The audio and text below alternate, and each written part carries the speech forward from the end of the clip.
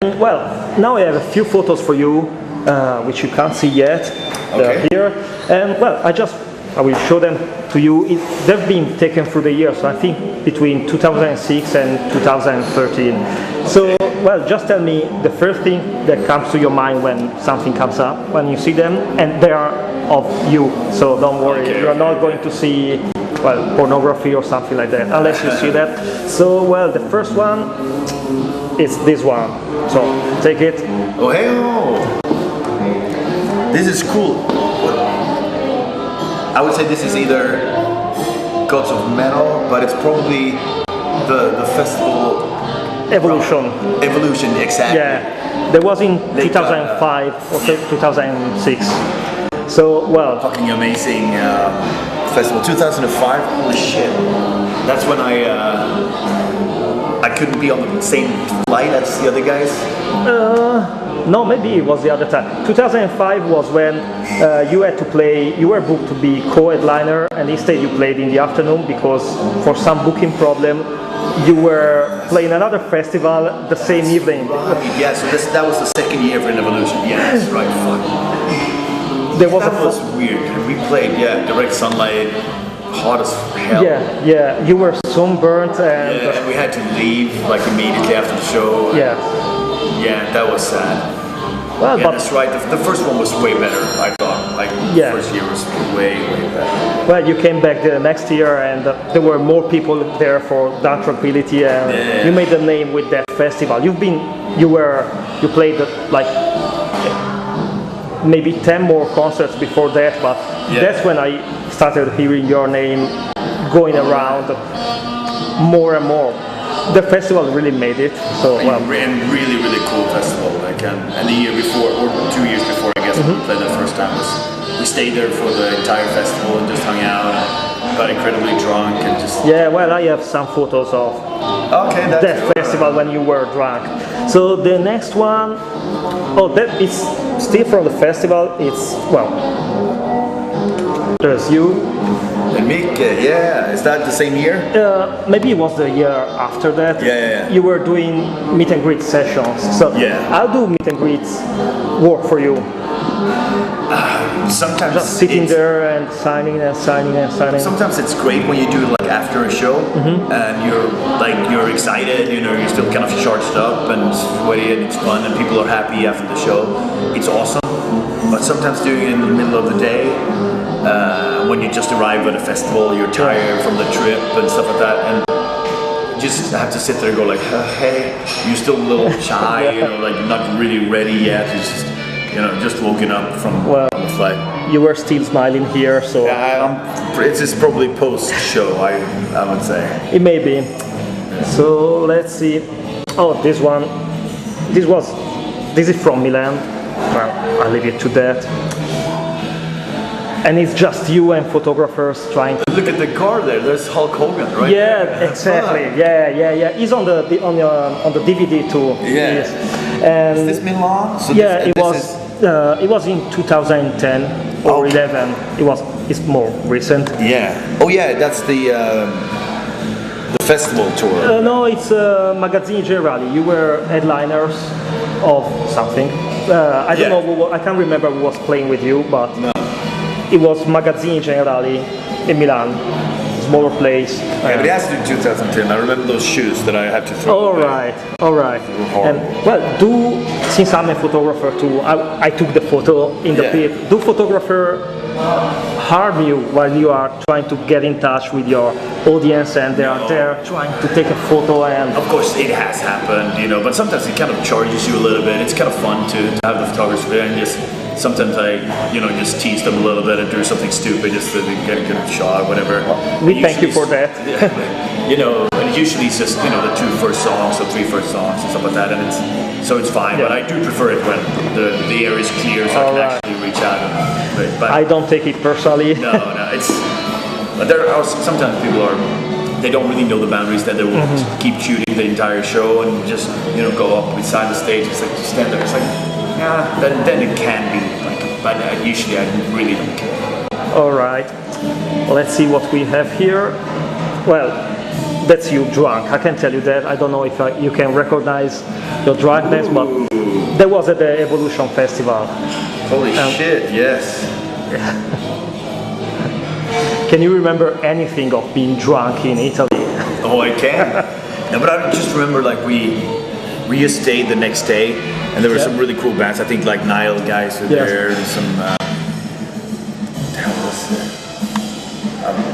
And there was like an open bar, like tap beer, like somebody just like, hey, and the weather was fantastic, and that location is fantastic too, and it's just, hey, let's keep drinking. And I think it was, it was the kind of the highlight of our hardcore drinking. I think that just that summer was, I don't know, something came over us that every festival we went to was just like, fuck yeah.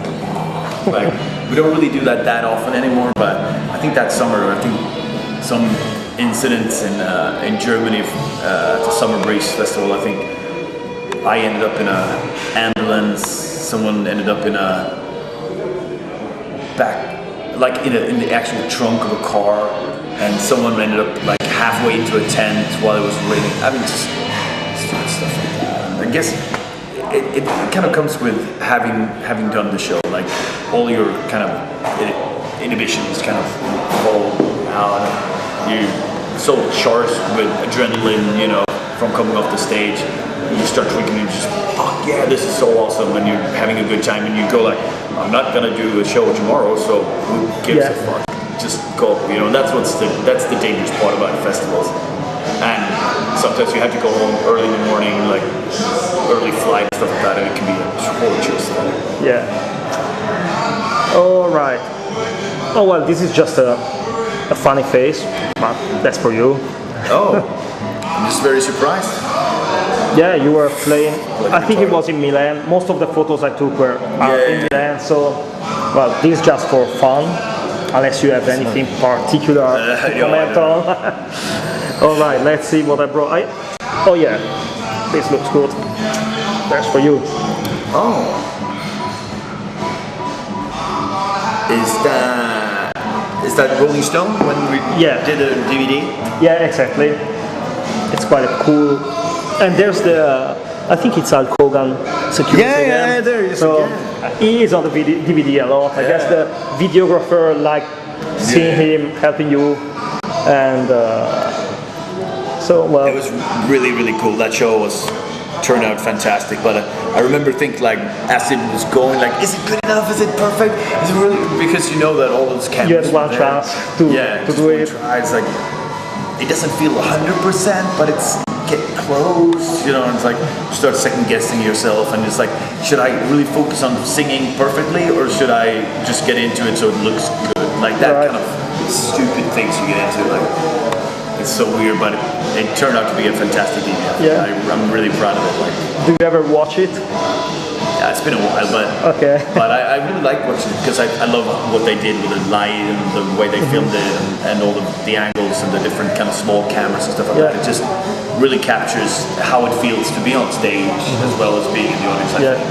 I passed by the Rolling Stone coming here, and maybe you know, maybe you don't. It's being closed down. When was that? It was in 2009. So I think in 2010 it was closed down. There's a huge hole. This was the last metal show. Yeah, they played some more shows, and then there's a huge hole. The front is the same, but there's a hole, and it's a shame. It's too bad. It's a cool venue, like really cool. Yeah, we are left. Nice and tight. Milan is not the same without that. No, it was a great place for concerts, and they keep closing places. It really sucks. Yeah. I don't know how it goes in Gothenburg or the other parts of the world, but we get more venues, and we haven't lost that many. Like a few, obviously, over the years. We've lost a real lot. So and Milan should be capital of Italy for music. Every band is playing here, and we are starting to have problems fitting bands in the right venue because there's not too many venues anymore. All right. Well, there's another one from that show, Just Memory. Oh hey, Nell is there too. She looks good. Yeah, everyone was surprised to see a special guest like that coming on stage. And, yeah, we never done that before. Yeah. No problem. And have you ever done it after that? I can't remember you ever. Well, she's joined us in Oslo. Yeah. Where she lives, so we've done it, yeah, like once after this. All right. Okay, let's see what's here. Oh, it's not too clear. Well, this was an open air. It was the Gods of Metal festival. You were. It's the one, the last one, right? Yeah, near the lake, and or maybe it was Evolution. Well, it's near a lake. Maybe from the stage you could see a lake here in Milan. Was this the one where it started like a hailstorm came in the day exactly. after? Yes. Because we stayed the next day as well. Yeah. Just hung out. Oh yeah, so it was Evolution too. Because it was Opeth and In Flames played, so we were like, oh, exactly. We're hanging out with our friends. So, but this was really weird. I remember like. Because the show was great and we were really happy, and then it's like, and Dream Theater played after us, I think. Yeah. So we were just hanging out backstage, and always like the guys from Dream Theater were like, hey, the other DT, you know.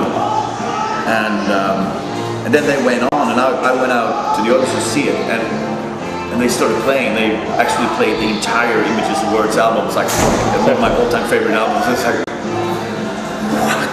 Like how good does this get? You know, like so amazing.